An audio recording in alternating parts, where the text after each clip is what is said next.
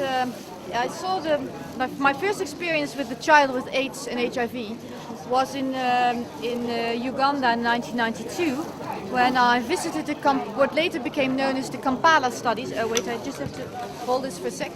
Later, when I started to go to fine art school, I attended the Royal Academy of Art here at The Hague.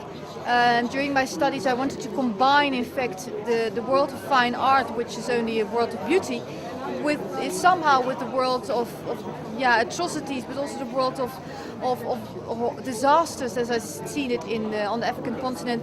And this inspired me to make huge sculptures with very tall, round, very big heads and long, thin bodies, as a symbol of this first child that I actually saw dying of AIDS. And later on, each and every one of these sculptures represent the 1 million people who've died of AIDS. As I said, since 1980, there have been 25 million people who've died from AIDS worldwide.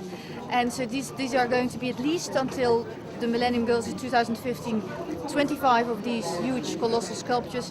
And obviously we hope that we don't need to build 40 or more, because obviously then we haven't done our job well worldwide with regard to fighting AIDS. What I find very touching from the world of music is that in general, singers like Bono, U2 and others Sting, there have been a lot of worldwide concertos always throughout the years to to promote and to do something for the developing countries and to help ban out poverty or whatever. And I found that the world of fine art and fine artists have done very little so far to do something for the world around them.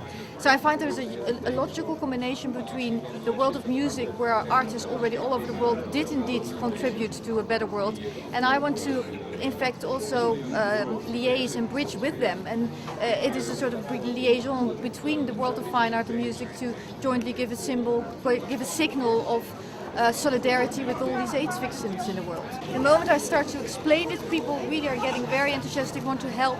We've got a lot of volunteers, people want to help all the time. We've got young school kids who want to attend. We're going to do a lot of projects next year for school kids as well.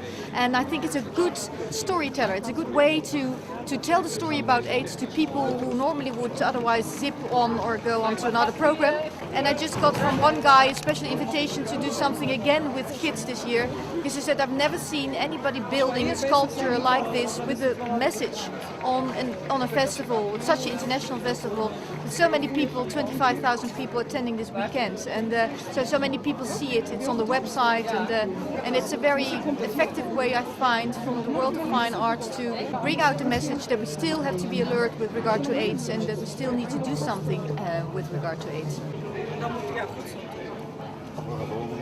I'm holding one of these bandages and I'm opening it up now. The moment you open it up, it's vacuumly sealed. So you break the seal, it means that you've got like 1 minute at a time. The oxygen that comes to it makes it hard immediately. So you have to work very quickly, you have to put it in water and then really bend it around it. So that's what you do. Open it up, you quickly try to get the bandage out. I ask my assistants to be ready. Okay, ready? Hold your hand. So we put one there.